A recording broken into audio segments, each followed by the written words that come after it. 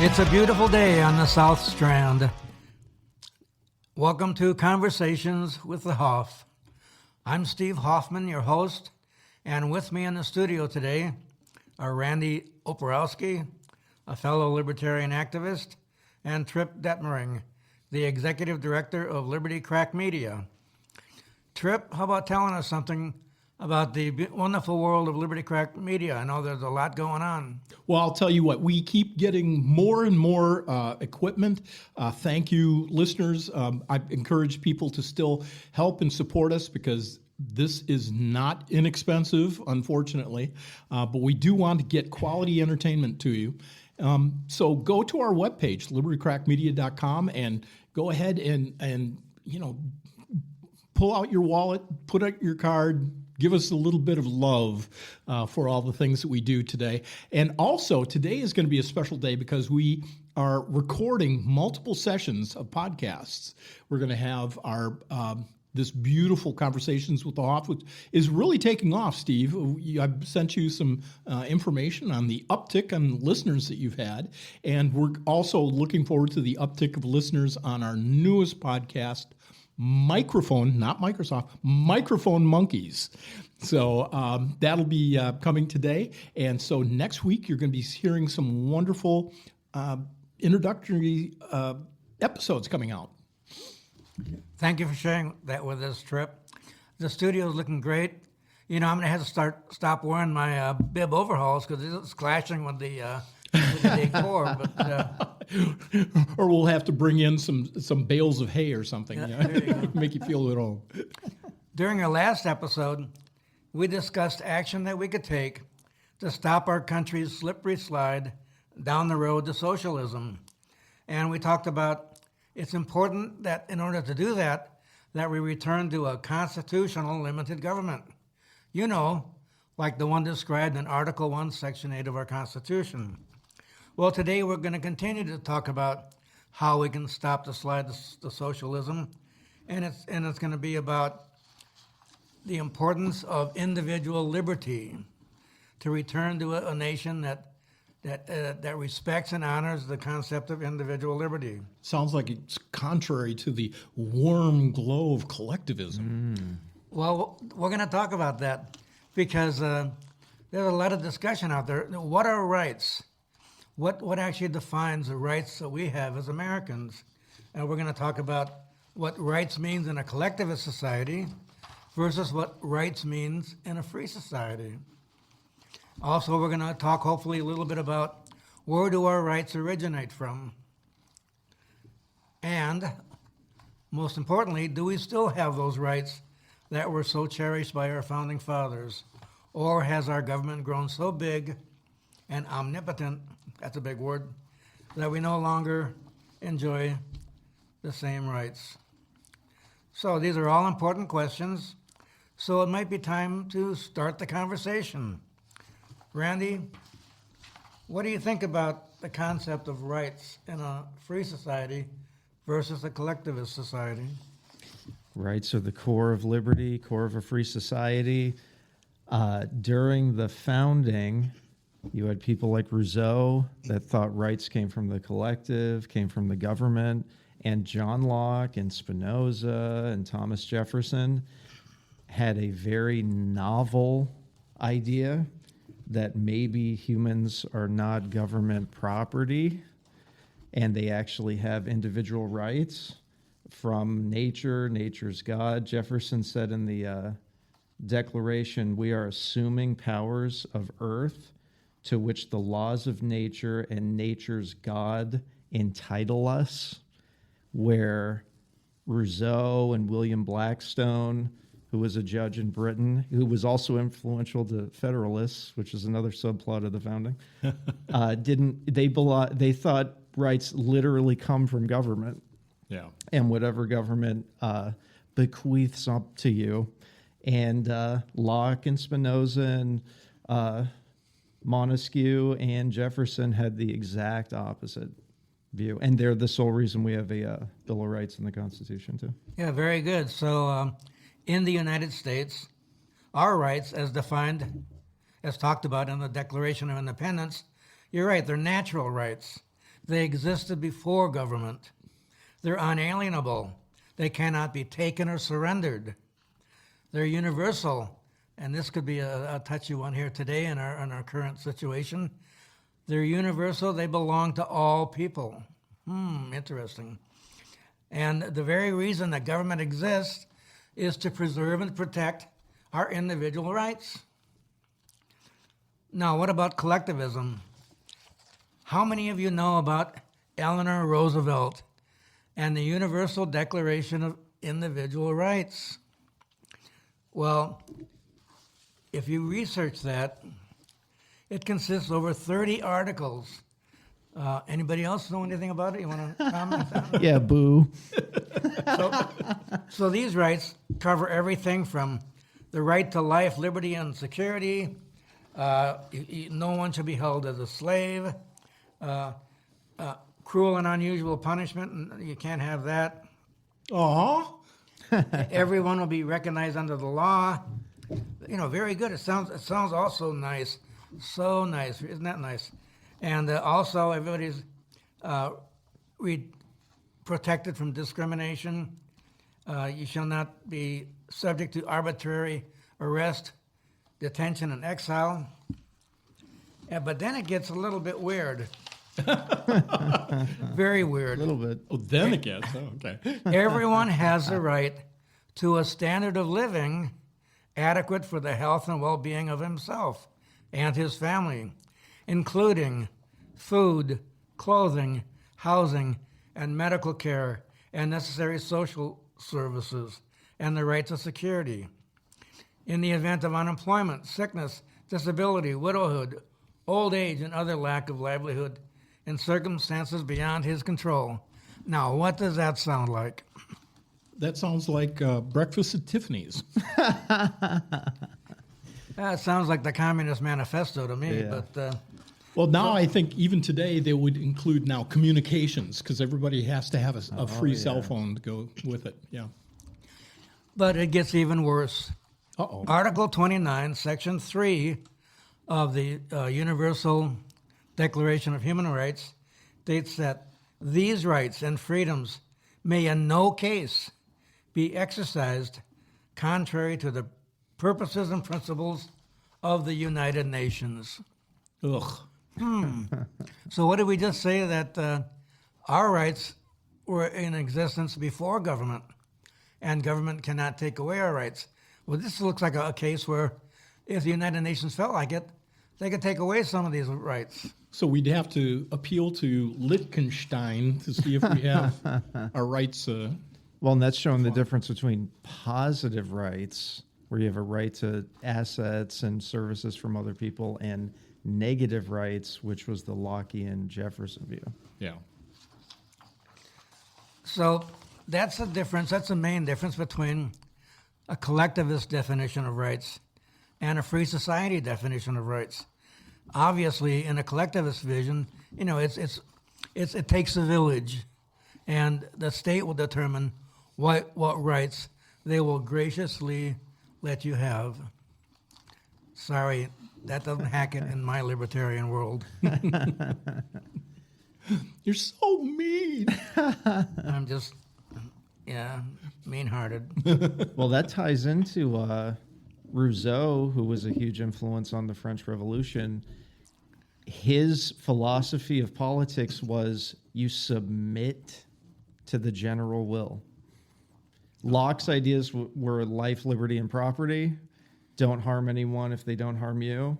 Rousseau's was that you should submit to the general will, and that there's a unicorn social contract that obliges you to be part of the collective, which directly led to all the terror policies in the French Revolution, because they fought on his ideas versus Locke.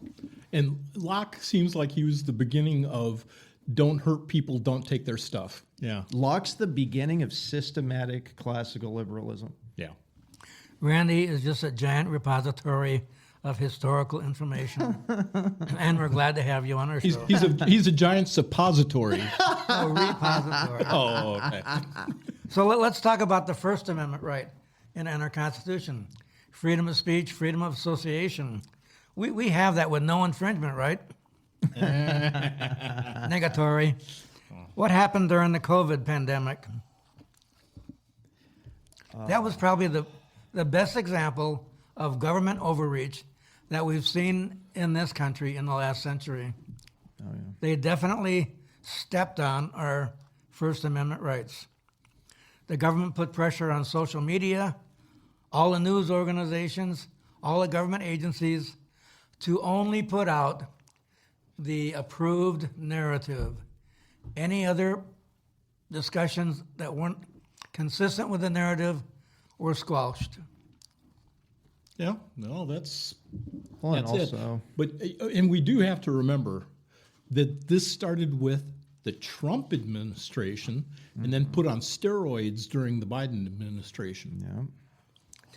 The Democrat Party does not have a monopoly on government overreach. Oh gosh, no. Yeah, the Republicans definitely, even today, they're still pretty busy engaging in government overreach, and we'll get a little bit more to that in the future.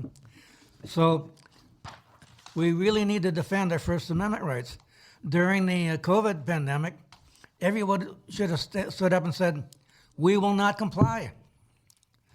We should have done what Thomas Jefferson did, and said that, what was his big Well, thing? he had the Alien and Sedition Acts, and he had the Kentucky What and was the- Virginia What was the name Resolution. of the thing that we should do?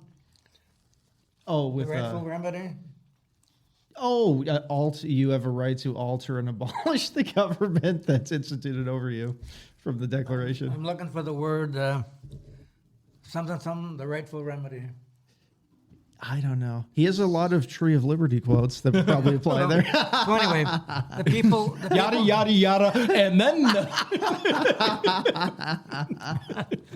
so the people should have stood up, and actually the states should have stood up. The states have already been always complaining about, the federal government's too big, and they're squashing their sovereignty rights as individual states.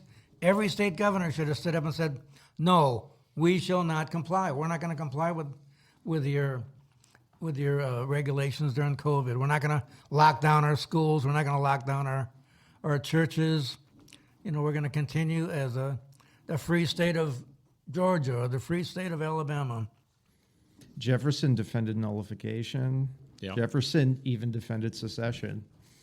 And those Virginia and Kentucky resolutions basically nullified the Alien and Sedition Acts. And what he was instituting with the strict constructionism was, when there's overreach like that, the states are supposed to have a lot of leverage. And these days, they're so dependent on federal money, and they're so webbed in with the federal government.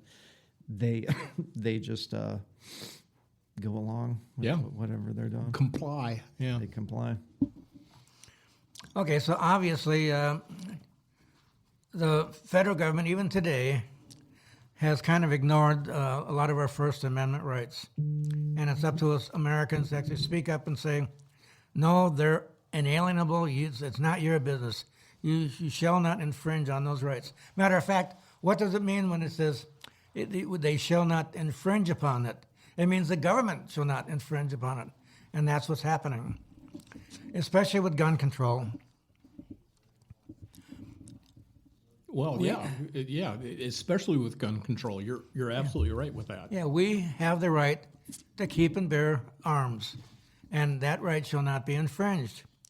But in the past 30 years, our elected representatives to Congress have done nothing but engage in massive gun control.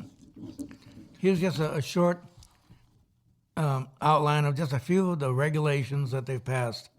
1933, the Brady Handgun Bill, and it expanded federal background checks. 1944, we had the Prevention Act, did the same thing. Now those numbers you're giving are the not dates. Those are the That's the year that was implemented in. so 1933. 1993. Okay. I'm sorry. Okay. That's okay. All right.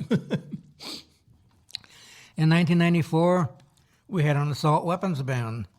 Banned assault weapons and large capacity magazines. It expired, but guess what? They repassed it in 2004. Yay. Ugh. In 2013, they had a continued prohibition on undetectable guns called the Undetectable Firearms Act. Then in 2022, they had the Bipartisan Safety Communities Act. Isn't that nice? So the Democrats and the Republicans got together and said, yeah, it's time we infringe on your Second Amendment rights. But that's not it. Even I just talked about the ones that passed. They continue, even to this day, thinking of more ways to institute gun control in our country, even though it says that our right to keep and bear arms shall not be infringed. We've had legislation that has failed within the last 10 years.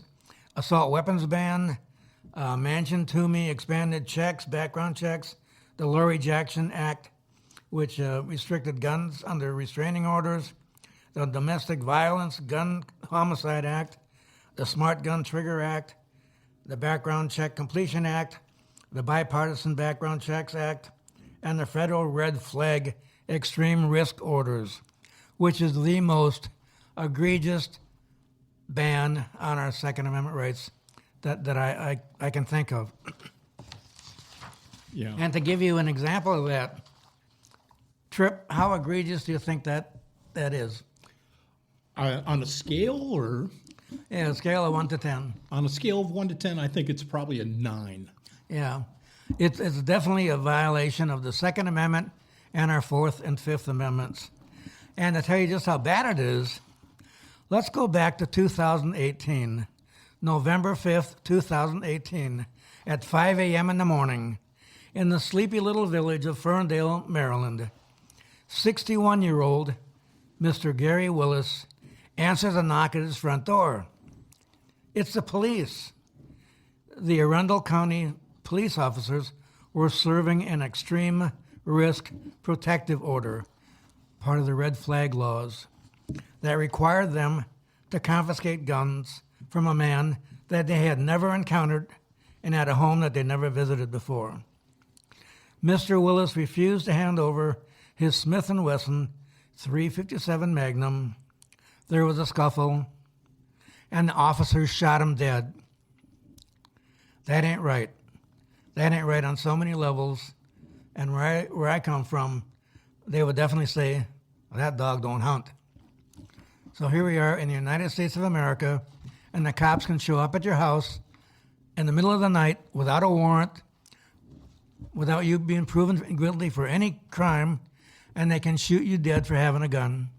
It's terrible. No. And this is not something that's isolated. This goes on all the time. I don't know if you are familiar with the podcast Liberty Doll, and she is fantastic. She does a lot of Second Amendment content and so on in her podcast, and she shows these things that are going on today all the time, and these no-knock warrants. And I have personally had been involved, not directly in my place, but right next door, to these egregious uses of the no-knock warrants.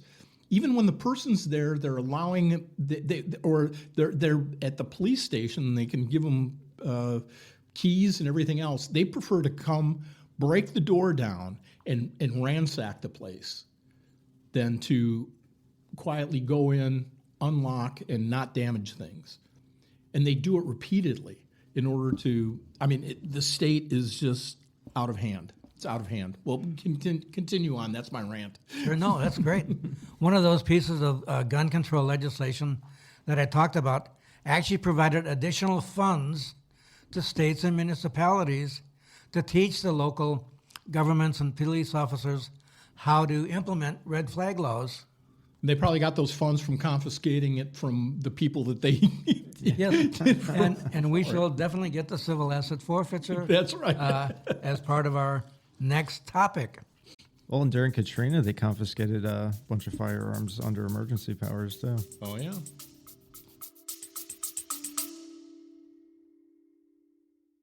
Episode 1 of Microphone Monkeys drops this Thursday, January 15th.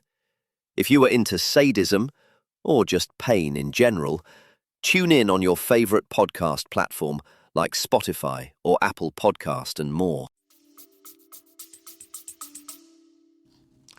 So one of the cornerstones of a free society is a respect for private property. But yet, in America today, if you're driving down the road and you're on your way to the next state over to buy a new car, and you get an envelope with, let's say, $10,000 in it, if you get stopped for speeding and the cop sees that envelope there, guess what's going to happen? They're going to buy a new car with your $10,000? They're going to say, you must be a drug dealer. Therefore, give me that envelope. That's civil asset forfeiture. Yeah. And it happens all the time. The owner, they can take this away from you, and it doesn't mean you'll never get charged with a crime. And even if you're acquitted in a criminal court, it doesn't mean you're going to get your money back. They can still keep your money. We saw a local version of that recently with the That's true. Yeah. Chimer.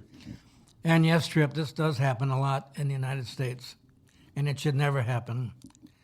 The Institute for Justice publishes examples of the most heinous civil asset forfeiture things. A Texas nurse, Antonia Noiri, was boarding a flight to Nigeria with money to open a medical clinic. She had $40,000 with her. And guess what? They confiscated that money because she failed to file the form properly. Oh, well. There's a form that you have to file if you're going to I leave think, the company yes, with a lot of money. More punishment for clerical errors. She was never charged with a crime, and yet she didn't get her money back. Now, some of the cities in our state, in our country, realize this is a good fundraising opportunity. You know, it's a way of buying all the new equipment to militarize your police departments. In Detroit, they had a pay-to-play car seizure machine, where Detroit police routinely seized cars from people never charged with crimes and demanded over a $1,000 fee to get the money back. That sounds like the mafia or something, doesn't it? To me? I don't know. This is our police Yeah. who are there to serve and protect, right? Okay. There was a $43,000 FedEx package seizure in Indiana. A California couple mailed $43,000 to a Virginia jewelry for a payment for some gold chains. Well, the FedEx facility notified the police that, hey, they got this amount of cash, and the police seized it. No one was charged with a crime, and it was just another terrible example of civil asset forfeiture. Shakedown. And the list goes on and on and on and on. I am. So much for a Bill of Rights. Wouldn't that be nice if you could just sue the government over Scribner's errors and little minor clerical issues? Oh, that would be lovely. A boy can only dream. So basically, our civil liberties, the Bill of Rights, are constantly under attack. And remember, there's a saying that says, never let a crisis go to waste. This used to just apply to the Democrats. Well, it applies to our government in total nowadays. At 9/11 was a terrible thing, right? It was definitely a crisis, and the government did not let that crisis go to waste. What did they do after 9/11? They went 9/12. They turned it up to 11. It's the Patriot Act, unifying and strengthening America by providing appropriate tools required to intercept and obstruct terrorism. That was the official name of the Patriot Act. Basically, it was a law that infringed on our Fourth Amendment or First Amendment rights. And one of the major things it did, it had expanded surveillance of U.S. citizens. Oh, yeah. There are actually huge buildings with no windows that have been built in Northern Virginia, outside of Chantilly, and also in the southern desert of Utah, where the primary reason for those buildings is to surveil on U.S. citizens. Little Snowdens and all. Yeah. Places, you know. Yeah, they're listening to your phone conversations. They're monitoring what you're looking at on your computers. It's strictly unauthorized, unconstitutional surveillance of all of our supposedly free citizens. There's basically total NSA data centers that just record every text message and phone call, and there's no way to audit them or check them or see what they're up to. That's why I think it's got to be hilarious, the amount of silliness that they have captured.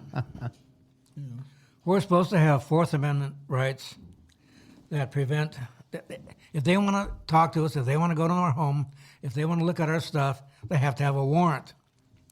Well, there's such a thing as roving wiretaps now under the Patriot Act, where they don't require a warrant. They can just go up and tap your phone and listen to your conversation. They can have sneak and peek searches. Ooh, that sounds like something I used to do in elementary school.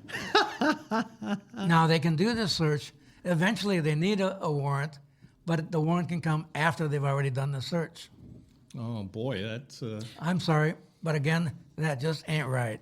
These are literally things that Jefferson listed out in the Declaration of Independence against British We're going Parliament. back in the Wayback Machine to get that warrant.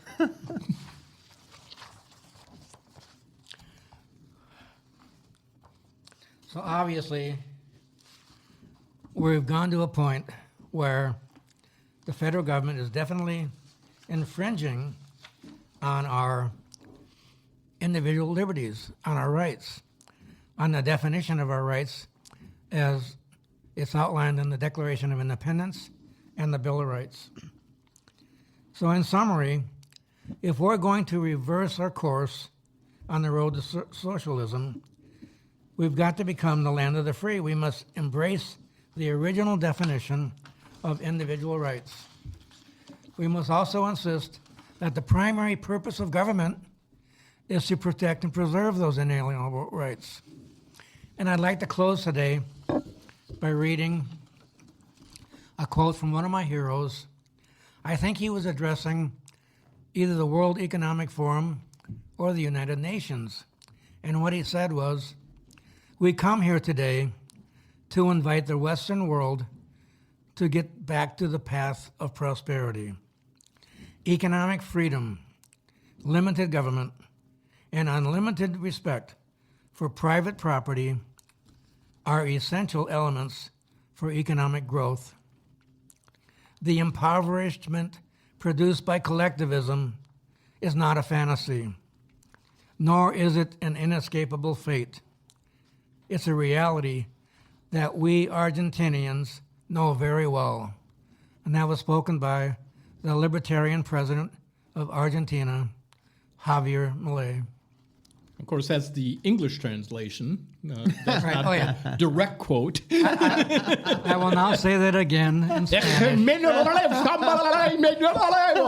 Indirect quote. That's all for today. Thanks for listening. And now a word from our glorious leader, I wanna the thank- executive director of Liberty Crack Media, Trip Detmering. I think I'm going to put a gun to my head if I hear executive director one more time. I just want to thank everybody for tuning in and listening to Conversations with the Hoff. And come in next week, sit down, get your favorite beverage, and relax with more conversations. Late night coffee, truth on our tongues, talking freedom while the radio hums. Less red tape and more open doors. The founder's vision we're fighting for. Hands off my dreams, hands off my pain. Let the people chart their own way.